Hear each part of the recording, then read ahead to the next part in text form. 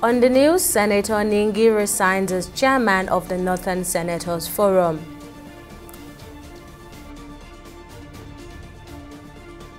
Federal government says many CBN approvers under Emefiele did not have Buhari's signature. And police IGP meets Governor Uba Sani over abducted students.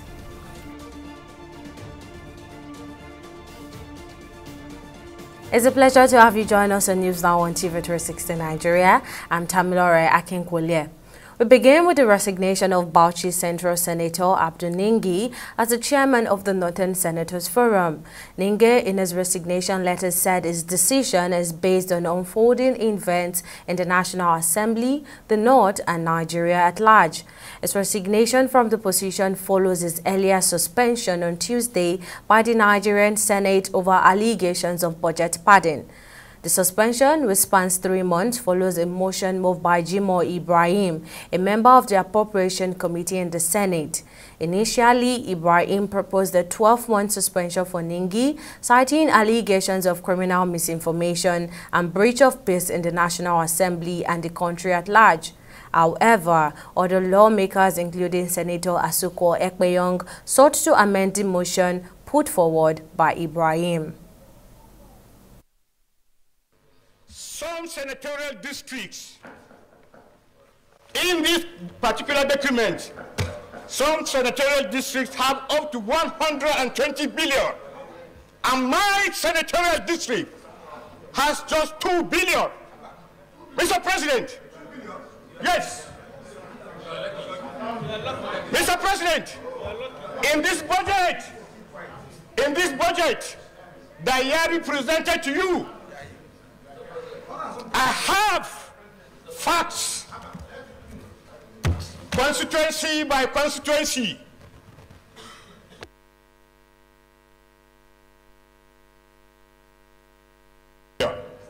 Some 120 billion, some 50 billion, some 30 billion. Mr. President, some have less than 1 billion. Mr. President, as I speak to you,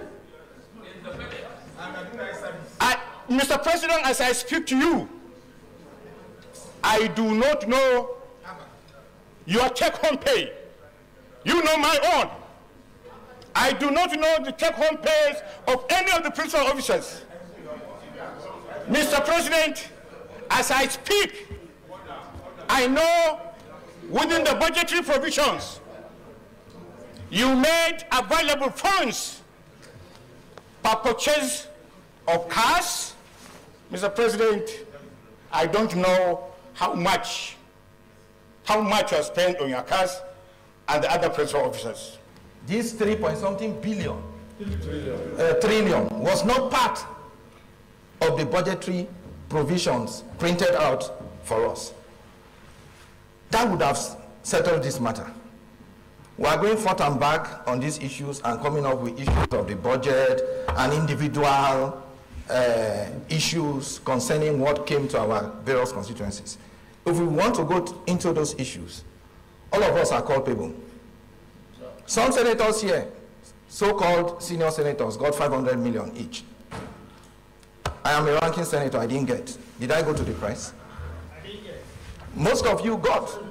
Mr. President, having heard that most of what was said was erroneously transcribed to the press without following the agreed position with the Senate President so that report can be given to them. My amended prayer is the suspension of Mr. Senator Ningi. My prayer is the suspension of Senator Ningi for 3 months, but if he writes an apology to the Senate the following day, he should be recalled. That is my prayer, sir. An amendment has been offered by distinguished Senator Maidoki and seconded by distinguished Senator Sani Musa that he be suspended for only 3 months from the Senate. Those in support of the suspension for 3 months say aye. Those against say nay. The ayes have it. The presidency has raised concerns over numerous fund approval within the Central Bank of Nigeria, CBN, during Godwin Emefiele's tenure, asserting the many lack the signature of former President Muhammadu Buhari. Ajuri Ngelale, Special Advisor to President Bola Tinubu on Media and Publicity, said while President Tinubu acknowledged certain achievements under Buhari's administration, negligence regarding CBN affairs contributed to the current economic challenges.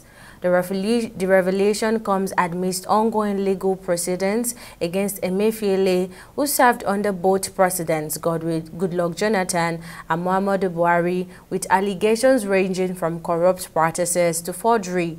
Emefiele's retention by Buhari for his second term as CBN governor is under scrutiny as he faces charges related to the alleged misappropriation of $6.2 million.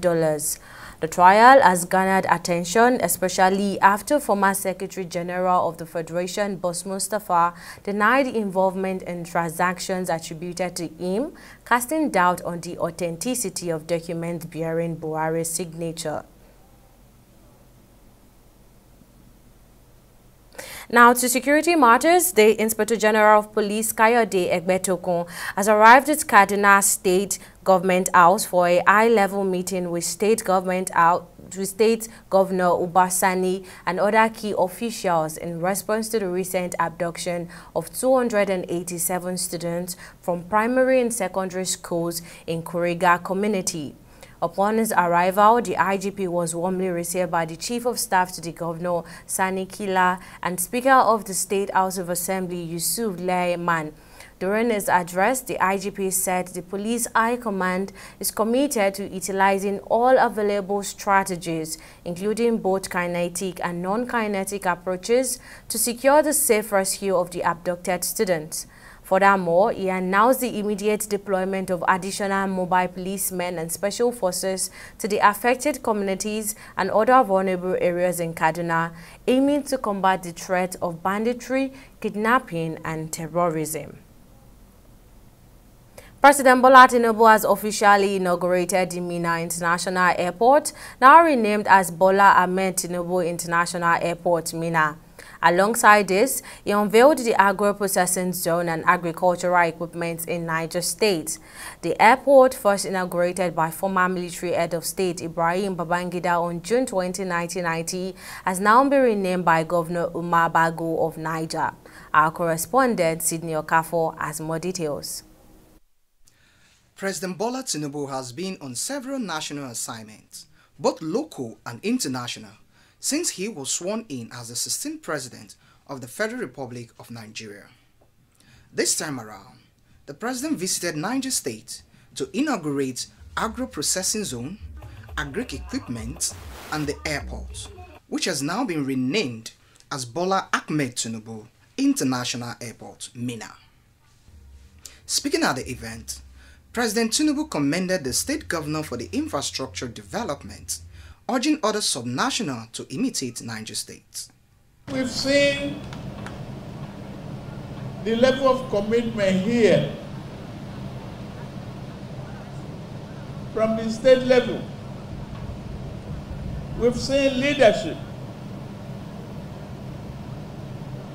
And the success story of any leader will depend on the ability to do what they ought to do at the time it also be done.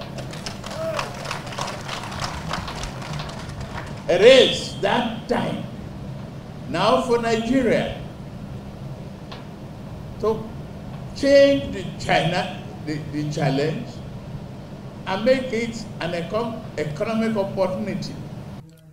Umar Bago, the governor of Niger State, says agriculture is a key to addressing critical sector to improve economy of the state.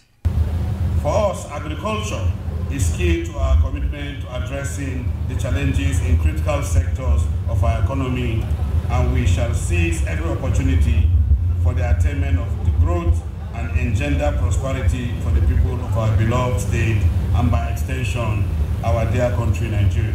Mr. President, in the aviation sector, the Bola Ahmed Tinubu Airport was once in a state of comatose with failed runway, dilapidated terminal building, absence of fire and safety equipment, runway lighting, etc.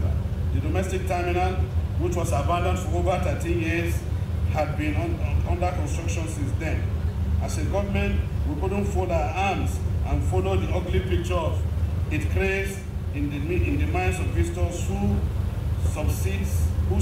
Hence, in recognition of the importance of this critical infrastructure, the state government took responsibility for its completion. About 2,000 hectares will be used for agro-processing zone projects, 1,000 hectares for drip irrigation and greenhouses, and 1,000 hectares for processing of dairy products. To benefit from the produce from this initiative, the Lagos State Governor says other subnational governors have signed an agreement to work together on the issues of food security in the country. No coincidence that all the 4 governors that are here, including my humble self, and Bago making 5, have thought through how do we enhance and we can fast track, food security in our country. Bago and I, specifically, and others who are working, have signed, an agreement that Bago being the biggest state in the country, me being the smallest state in the country, and has the largest population, we are tied together in the hip, because whatever he produces, we must feed the people in Lagos. President Tinubu also paid a courtesy visit to previous head of state Ibrahim Babangida and Abdul Salam Abubakar after the unveiling of the airport and the agricultural projects, during which they discussed matters pertaining to the country's national development. Sydney Okafo, TV360, Lagos. Now, for more insight on one of our top stories where the presidency claims that numerous funds approved within the CBN during Godwin Emefiele's tenure lacked the signature of former President Muhammadu Buhari, I am now being joined by Debo Adeniran, the executive chairman of the Coalition Against Corrupt Leaders, CACO. Thank you for joining me, Mr. Debo. Now, as a prominent figure leading an organization focused on combating corruption, what is your view on the recent claims by the presidency regarding the authenticity of funds approved during Emefiele's tenure, particularly in relation to the alleged forged signature of President Buhari? Thank you very much. I need to inform you that CACO has rebranded since 2016 to Center for Anti-Corruption and Open Leadership. All right. That's where we are now. We're talking about Emefiele's alleged forgery. I think that crime had been serially committed on behalf of government of Nigeria. And there is no way the administration of Muhammadu Buhari can actually exonerate himself, itself from the culpability of the crimes, because if the oversight functions of the office of the Auditor General and Accountant General had been played properly, all of these expenditures will have been discovered. Through its Act 2, that is anti-corruption, take care of corruption, that is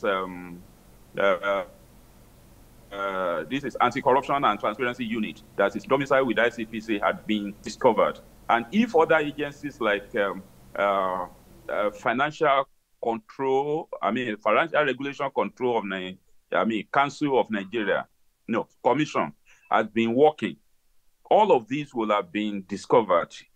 What led to successful execution of such and its co-travelers is because of the failure of the organs of that government, and maybe because the then president, or his supervised role for that institution. Otherwise, he would have called for their books from time to time, gotten a credible auditing firm to audit their books, and all of the approvals that had gone through the central bank would have been discovered even before the All right, Debo Adeniran, the Executive Chairman of the Center for Anti-Corruption and Open Leadership, thank you for speaking with us. Now, moving on, the Nigerian government's decision to address the challenge of brain drain in the healthcare sector by placing a ban on leave of absence for health professionals relocating abroad has generated various reactions from health workers, with them saying the federal government should look for measures that directly address the push and pull factor that draws Nigerians out instead of coming up with policies that hinder them. Speaking exclusively with TV360, Dr. Irewolede Bello said people leave for job satisfaction and the need to work with quality facilities. He advised the ministry to increase the funding in the sector and to make health facilities and housing and insurance more accessible to health workers. One of such reasons why people leave is job satisfaction, of a truth.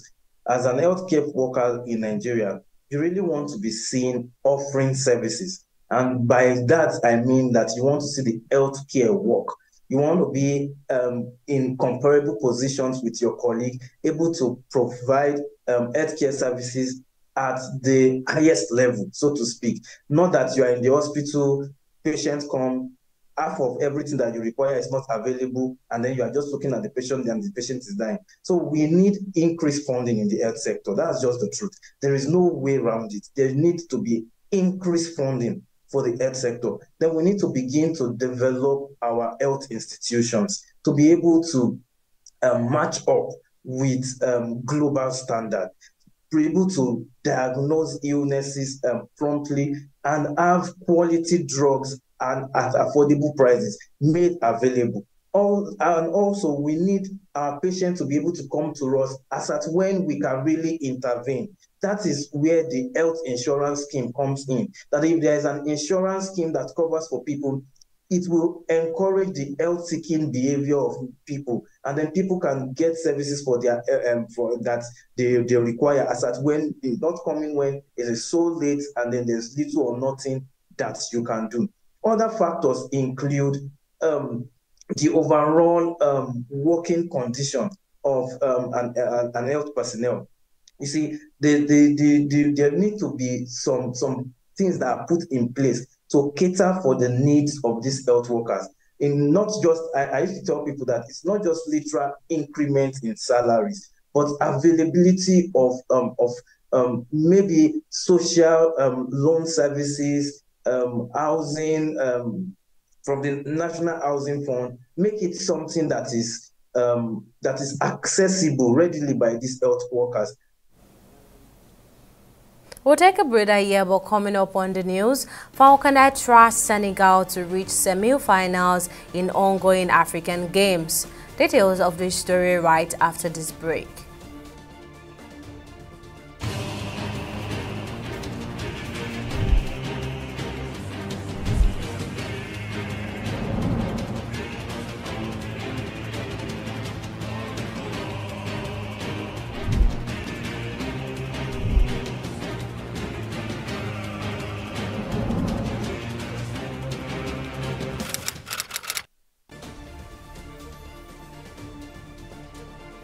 Welcome back. Here's a quick recap of our top stories. The Senate, under the leadership of Senate President Godswill Akpabio, has suspended Senator Abdul Ningi from Bauchi Central Senatorial District. The suspension comes in the wake of allegations of padding of the 2024 budget, which led to a stormy session in the right chamber. The senator has also resigned as the chairman of the Northern Senators Forum. We also told you that Ajorin Ngolale, special advisor to President Bola Tinubu on media and publicity, has addressed concerns over approval for the release of funds within the Central Bank of Nigeria (CBN) during Godwin Emefiele's tenure. Ngolale said that many of these approvals did not bear the signature of former President Muhammadu Buhari and were executed without his knowledge. While acknowledging Buhari's achievement in areas such as infrastructure and ease of doing business, Ngolale highlighted negligence in overseeing the CBN's operations, attributing it to the current state of the economy. Now, in case you missed any of the news bulletin or for more updates, you can catch us on Limes World TV and AVO TV or log on to our website on www.tv360nigeria.com. You can also follow us on our social media platforms on Twitter, Instagram and YouTube at TV360 Nigeria, or download our mobile app on Google Play Store, Huawei App Gallery and Apple Store. On Facebook, we are TV360 Online.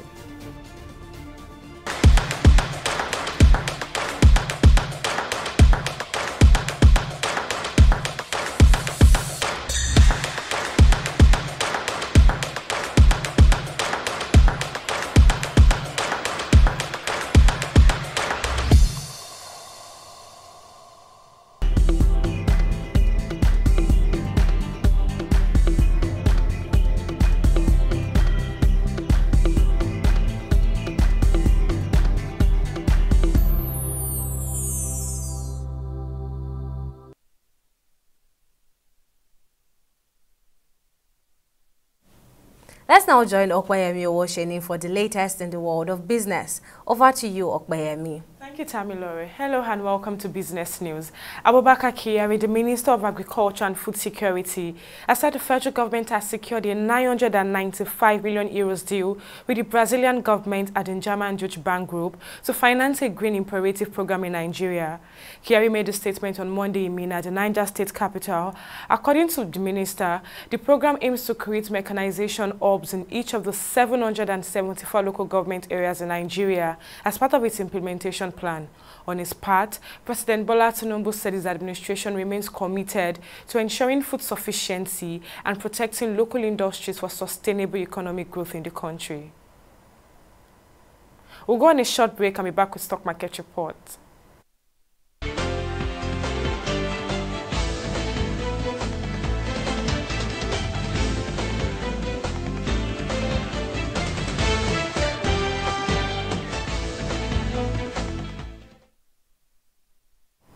Activities of bargain hunters continued on Tuesday at the Nigerian Exchange Limited as NGX, pushing the market higher by 1.45%, with the market capitalization at 58.54 trillion naira.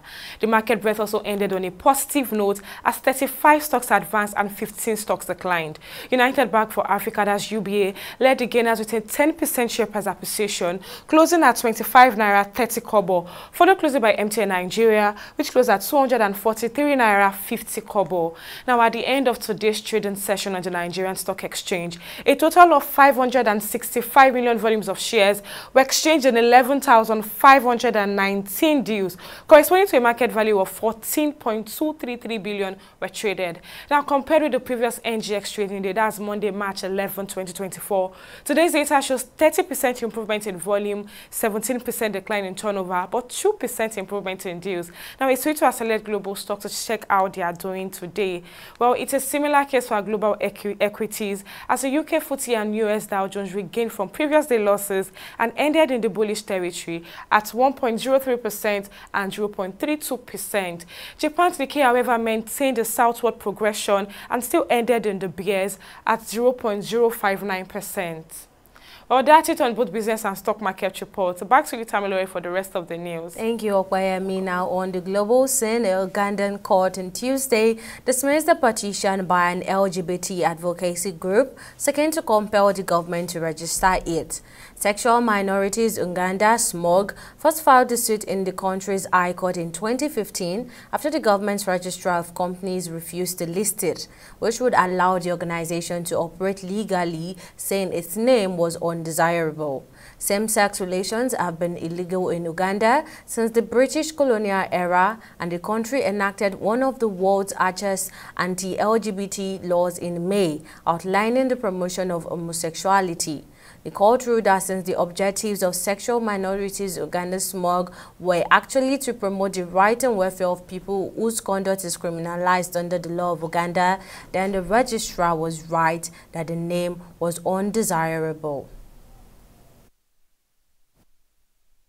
And finally, on sport, the Falconets secured a place in the semi-finals of the women's football event at the 13th African Games following a comprehensive 4-0 victory over Senegal. Lovett Ede opened the floodgates by netting the curtain raiser in the 13th minute. No goal was recorded in the remainder of the first half, despite both teams craving out scoring opportunities. The Senegalese scored an own goal in the 51st minute to make it 3-0 in the favor of Nigeria, and the Falconet will face the second-place team in Group A in the semi-finals.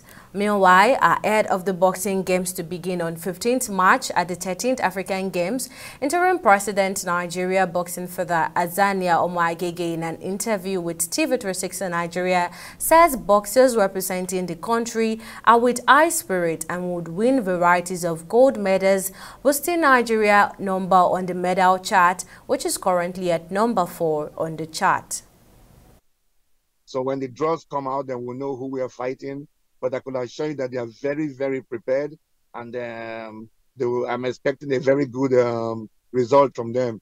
If you notice, I just want to let you know today to check the tables of all the medal tables. I can see Nigeria has climbed to number 4 after Egypt. We're just behind South Africa.